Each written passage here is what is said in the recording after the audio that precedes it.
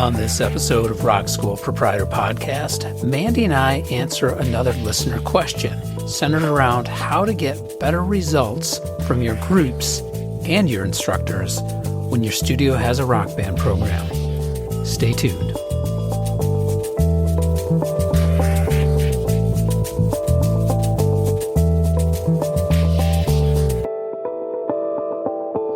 Welcome to Rock School Proprietor Podcast. I'm John Kazicki. And I'm Mandy York. We got another listener question, Mandy. Yeah, another Q&A episode. This is awesome. Yeah, and I suspect this was maybe inspired by our behavior management in group classes episode, which I believe is episode 28. We got a message from Steve.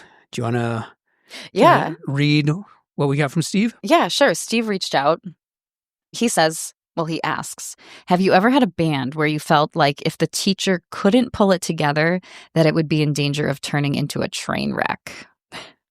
This particular teacher, Steve's teacher, does well with good student bands that are mature and responsible and learn all the music and practice hard. He's a great private lesson teacher. He is super fun, but struggles with structure and keeping things from devolving into chaos when everyone starts goofing off, playing riffs that they aren't working on, etc. He's struggling currently with one of his bands. These are 9 to 12-year-olds who aren't mature. Steve sat in and helped last week, and it wasn't good. He's worried, and he really doesn't want to have to take over and teach the group himself. Yeah. Mm-hmm. Yeah. That sounds like, well, one, I think this is maybe more directed toward me with the kind of the rock school angle. Oh, yeah. And I can help, I think.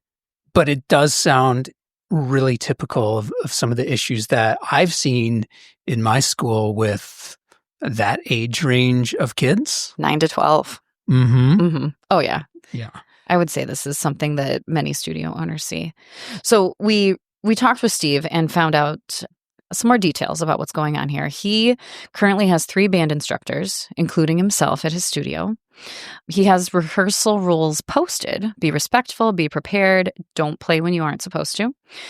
Steve plans to lead the rehearsal next week so that the teacher can observe. And he has given the instructor some notes and points to focus on to hopefully help improve rehearsals. Yes, I've got thoughts. Yeah. What were your thoughts upon reading this? Because I know I'm going to kind of get long-winded here. Yeah, I'm sure. So, reading this, I did think yeah, sure, this is typical. Not something exactly the kind of situation I see in my studio. But I think we all, it's good. We got to keep an eye on our teachers. And if they're not teaching at a standard that we hold them to, then the worry is that students aren't going to re-enroll, right? Right. There's that fear that maybe parents will kind of start saying, what's going on in there? Oh, yeah. Yep. Yep. I would say in my studio, there's some comparison going on, right? Mm-hmm. If you're in, Miss Susie's class versus Mrs. Sally's class, you want the experience to be kind of equal across different teachers. Yeah. Right? Not students on Mondays are getting a better experience than students on Tuesdays, right? That's consistency in the service that you provide, right? Quality control. Yeah, the standards that you uphold and expect throughout your studio and people come to know, so that there isn't this weird imbalance of this instructor is great, but you don't want that instructor. Right. Yeah. Yeah, you don't want that at your studio. Right. And so reading this, I'm kind of thinking, if it were me, I need to be training this teacher more. I need to work more on training them in this case, classroom management, right? Yes. I agree. I definitely see 2 things going on here. One is the obvious. It's the behavior management in the groups. And we did that entire episode, so I don't know if we should necessarily rehash the whole behavior management, but that definitely has to happen right away to kind of reel everyone back in and get them productive again so it's not quite as chaotic. And to Steve's credit, I mean, there's some things in here that I do at Michigan Rock School. Also, let's see, rehearsal rules posted in the rehearsal room. We have that, right? And they're very much the same, worded a little bit differently, but it's essentially the same thing. Show up prepared. You don't play when the band coach is talking. You don't just like randomly play whenever. I've done something similar where if we have a newer band instructor or there's a band instructor that's maybe struggling with something, I'll jump in and observe. I'll jump in and maybe lead briefly. So all these things I think that he's already doing are positives so that they can address the behavior issue. But I agree with you, Mandy, that the training and yeah, I think there's a lot to unpackage there. And that's what I want to get into. So what I also learned from Steve is, I mean, he mentioned he's got 3 band coaches, right? He's coaching himself. He's the owner of the studio. He's coaching most of these bands himself. He's got these 2 other instructors. I think he mentioned one of them, not the one that's having the issue. One of them's just started. Okay. Just started with one band. So I remember when I was at that stage where I was coaching all the bands and I definitely had my way of doing things and over time figured out like what works and what doesn't work. But then I also wanted to be able to expand and allow my other instructors to be able to coach bands and not have to coach all the bands myself, and I think that's valuable too, because other instructors are going to do things their own way and in certain respects better than I could do, right? Case in point, just last week, had a new band instructor that I've been sitting in with, and the group was a little crazy, and I kind of lost it for a second, and I was like, you guys got to stop. You got to stop playing. And then I was like, all right, I got to leave the room for a second. I left the room. New band instructor did great. I didn't have to go back in there. He reeled them back in, and like they are responding to his style now. They didn't respond well to my style. So case in point, I think it's good to have these other instructors and these other band coaches. Now, all that said, in that situation, when I was where Steve was, the first thing I thought was like, okay, I am just going to literally write down everything that I do in these band rehearsals. Like to the T, details. Here's what I do. I start with this, and then I do this, and this is how I mix, and then this is I do this. It was a really, really long document. And I think looking at it now, there's no way anyone would be able to follow that to a T. So let me ask you this, Mandy, because you've had training with Music Together. You've put your own instructors through training with Music Together. Obviously, you've got your own style of doing things in your studio. But how much of that training that they get from Music Together and you got from Music Together contributes to like an overall smooth experience? And then you're kind of putting the icing on the cake or modifying for your specific studio. Is that the case? Right. Yeah, I would say so. That's how it kind of works in my world here. The Music Together training is really thorough. Lots of information about philosophy, why we do what we do, how we do it.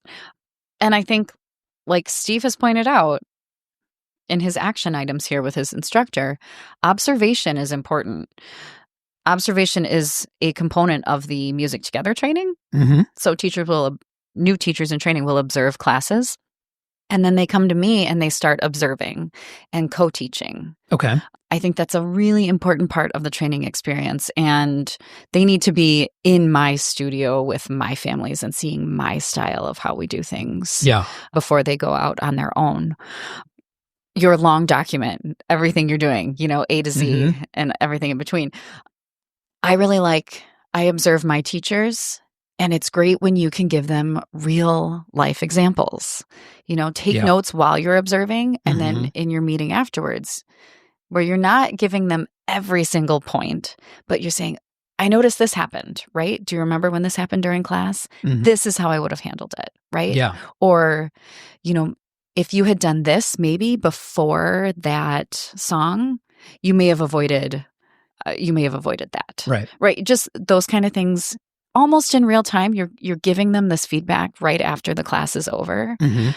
So observing and feedback, I think, are really great, but maybe in a different way than what you kind of had initially. Well, yeah. And I'm going to get into what, because I don't advocate for that now. Right. I've got a different strategy. But to kind of piggyback on what you were just saying, I do something similar. Like when I'm observing a band coach, I'll take notes right on my phone. Yeah. So that I can share it later. Yep. And I look for the positives. Oh, that was great. Oh, yeah. When you did this, you got this response from the group. Do more of that. So that way they're getting the feedback about like what they're doing that is positive. And then also suggestions for maybe try this if you see they're struggling. Yes. Yeah. Like you said, I learn a lot from my teachers too. It's great, and it's really valuable to point those things out to them. Okay. Now on training processes, whatever you want to call it, I've got one more question for you in your situation, and then I've got kind of some suggestions for Steve. When you do the training with music together, is it outlines? Is it documents? Is it videos? Just curious. Yeah, well, everything has moved online. Once upon a time, it was an in-person training. Everything's online, live, like Zoom calls. Yeah. There are handbooks, right? Because you're learning about early childhood development research. Yeah. So there's that component of it. And then you're learning, what lesson plan structures are like and all of those things. And then there's like an asynchronous piece to the training where you're watching videos of classes and stuff like that. Yeah, I like the word handbook. And in fact, that's what I call my document now in my studio is the band coach handbook. Yeah, for sure. So I definitely would suggest for Steve, again, because he also said he doesn't want to do it himself. He's in a situation where he's coaching bands, he's teaching private lessons, he's running the business, empowering his instructors to be able to do these things also is just going to make it better for everyone. But they do need like some guidelines to work within so that they have an understanding of what is expected, what their goals might be, what they're supposed to be executing. So then they do have the freedom to kind of put their own spin on it and have fun. Because again, in Steve's message, he said this instructor is, what did he say? He said super fun, right? So he's a great private lesson instructor. He's super fun, probably just gets in there and kind of is having a hard time keeping things structured. And I don't know if you know this, Mandy. I'm sure you do at this point from hanging out here at the Rock School and with me. Rock musicians like to improvise in all aspects of life. Okay. No kidding. Yeah. They don't necessarily like to plan. They don't necessarily like to, write out a lesson plan. They just like to get in there and wing it, which can be good. But when you're dealing with, I think, this age group, 9 to 12-year-olds, if you're winging it, they're going to walk all over you. They think they're okay to wing it too. Yeah. And when everyone's just winging it, I think that's probably what's going on here. Okay. So now my notes about what maybe Steve can do to set up some sort of handbook. And then the handbook can be, again, the guides and the expectations. He can use that to adapt any sort of training or figure out like Do they need to observe first, or do they need to look through the handbook first? And I've found even with some of my instructors, like if they're not seeing some aspects of our program, they have no idea it exists, right? So oftentimes I need to reference back to the handbook. Oh yeah, just check out this part. It's in the handbook. Mm-hmm. And so that's where the answer is. So number one, I think maybe Steve should put expectations for each group and the number of songs that they are trying to perform, right? So however long that session is, or semester, or whatever they're calling it, if it's 4 months, how many songs are the bands supposed to be preparing for their performance in those 4 months? And this might even vary based on age and skill level, right? Yep. Those 9-year-olds is even on our best days when we're able to rally them and get them focused, might not be able to still play 8 songs in a performance. Maybe set the expectation more at like 3 or 4. It really depends. That's another thing, the rough timeline to follow from the first rehearsal to the concert. Now, again, you've got this planned out. Now, you don't have a concert, right? Mm-hmm. But you've got a timeline for your studio, right? Yep. We have a certain number of weeks, a certain number of songs in our curriculum. And I make sure I cover them a certain number of times. Right. And it doesn't necessarily have to be super structured. But if we are starting rehearsals on this date and we are having the concert on this date, well, then you have a number of weeks. So it becomes kind of a math problem, right? You say, how many rehearsals? Divide that by the number of songs. And then that gives you an idea of how long you should be spending for each one of those songs, right? Not hard. No. Right? You got 4 months, you going for 4 songs, roughly 1 song per month. Yes. Simple. Now, this is the next one I've got on my list is communication. This is a hard one because generally speaking in these situations, and I can speak for my studio at least, what we're doing is in these band rehearsals, we're not necessarily teaching the kids the songs. I mean, sometimes we have to teach some aspects of it. Sometimes we have to teach parts. But the expectation is the band rehearsals are for working on the songs, rehearsing the songs. They should be learning the songs in their private lessons and at home. So if a band coach is observing how the group is working in rehearsals, how does that band coach then communicate to all the private lesson instructors what the progress is? What, if you've got 5 kids in the group, 6 kids in the group, what is each one of those kids supposed to be working on from week to week to make sure that they are prepared for the next week? If there are problems coming up with a specific band member, how do you communicate that issue to the private instructor so that they can focus on that in the private lessons? Right? Yeah. Another thing that you can do is when things do kind of run south and get a little crazy, we've done this where the band instructor or the band coach will reach out to the private instructors and we call it giving them the talk. Hey. All right. Yeah. So that then the private instructors, in the private lessons, so it's a different dynamic. Yes. Right. So the private instructor can sit there with the single student and say, hey, heard things are getting a little crazy in band rehearsal. What's going on there? And generally speaking, I think these students kind of look up to the private instructors. Right. So if the private instructor is giving them the talk, hey, you can have fun in band rehearsal, but you also got to make sure that you guys are getting stuff done because you don't want to go into that performance and just be completely unprepared. So I think that's really smart. I mean, in my experience, students have a great, positive relationship with their private teachers. And to have that conversation one-on-one and, like you said, different dynamic, different setting. Right. That's very smart. But yeah, there has to be a system in place, or at least a procedure in place for that regular communication, because you don't want to wait until it's bad. Yeah. Right. You want to get into that. You want to get into that groove where the private instructors know, okay, this is what they're working on in band.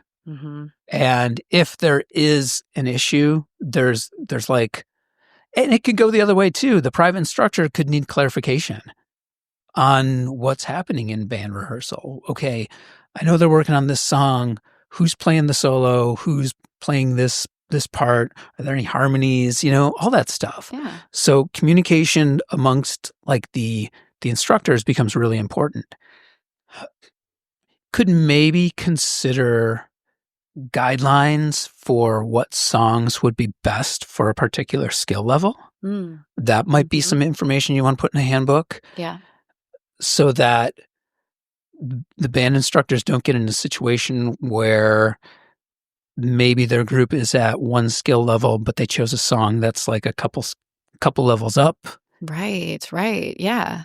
I hadn't thought about that. And maybe even, I don't know what you do, but if this is a new coach, having them submit the song to you ahead of time, right? Yeah. Another possible thing to consider in that situation, maybe you've got a band coach who is a drummer and knows a little bit about the other instruments, but drums are his primary instrument. Is he going to be able to assess a song from a guitar player's perspective as doable for the level of the kids in the group, right? Or vice versa. So, having some sort of guidelines and understanding there, or suggestions.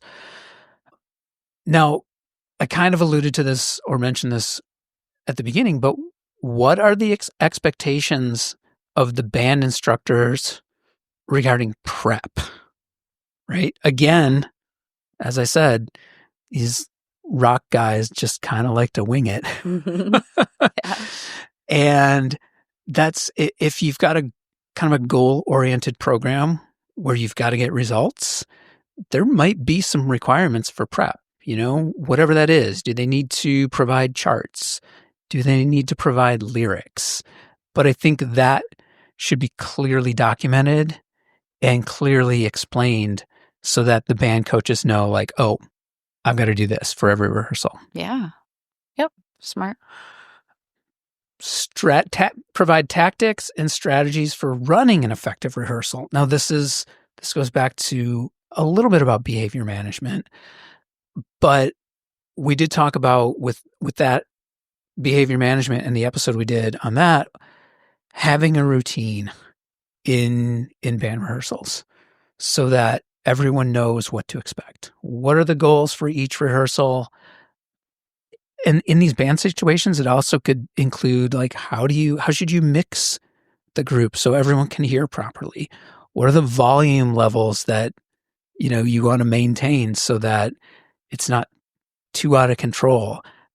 Watch out for volume wars where one kid turns up their amp and then the next kid turns up their amp. And then all of a sudden you're like, what's going on? Because they can be quick.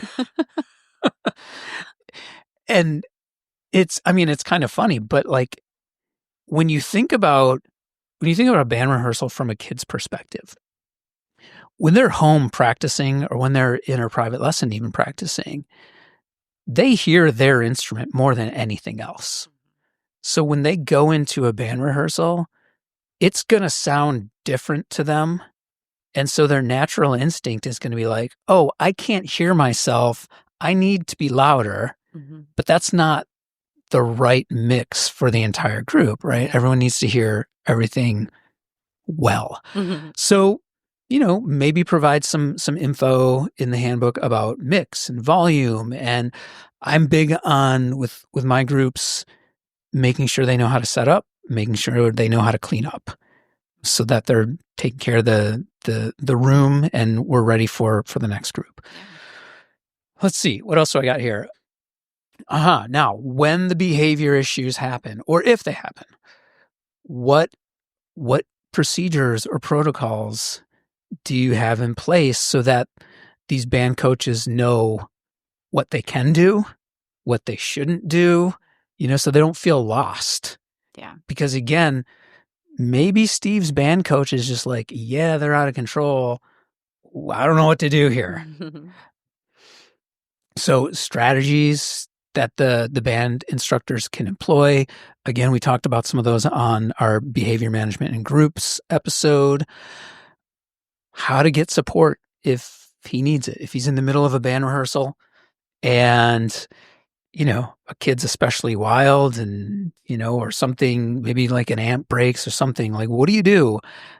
But also, what's that procedure for contacting parents? Or again, contacting the other instructors to get involved.